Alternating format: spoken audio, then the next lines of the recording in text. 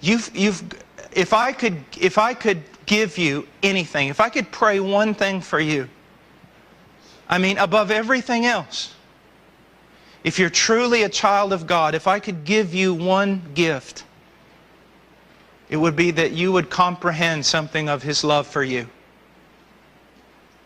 It'd be that. Really. I'm tired of seeing you tired. I'm tired of seeing me tired. If you could, I mean, if you just grasp that one thing, He loves me immutably. End with an illustration. I promise I'll end. When I was in Peru, my first years as a single missionary, and practically from the moment I was converted.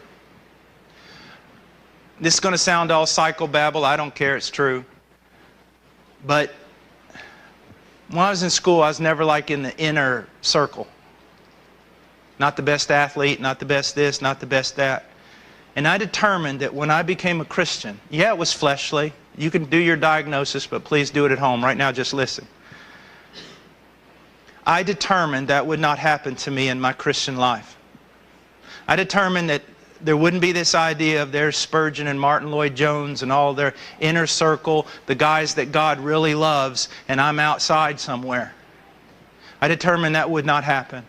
And I worked 18 hours a day for years. And if I had a chance to go get martyred, I tried to do it. Until the point where I weigh like 225 right now. I weighed about 169 pounds. And I killed myself. I killed myself. And one day, on the 3rd floor of this old building where we took care of street kids, and we had our church during the war in Peru. It was all bombed out and everything else, and I slept in a little room on the 3rd floor. I was going up the last little flight of stairs, and I collapsed. And I said this, I cried out, I screamed it. I don't want to go to hell because I'm afraid of hell. I don't want to go to heaven because I'm ashamed. Just put me somewhere. Just put me somewhere. It was at that moment that it was just a work of the Lord. Scripture started coming to mind, different things. I realized, yeah, how fleshly everything had been, how wrong I was. But here's the thing. I recognized God loved me. Loved me. That I didn't have to move to the left or the right.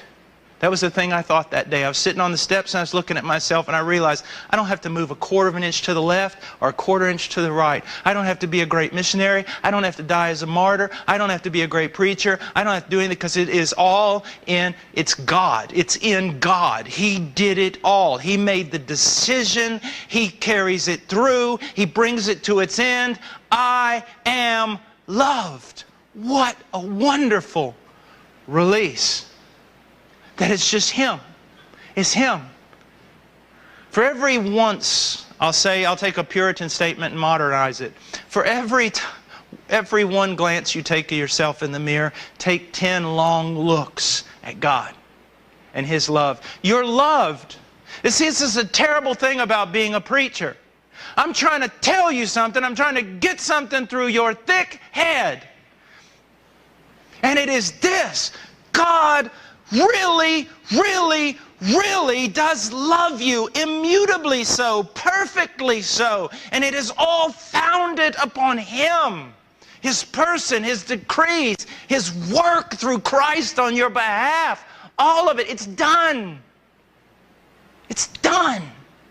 You've got to walk in that. You've got to keep yourselves in the love of God. You've got to keep thinking it, believing it, walking in it, talking it. Fighting to believe it if necessary. Believe it. You're loved.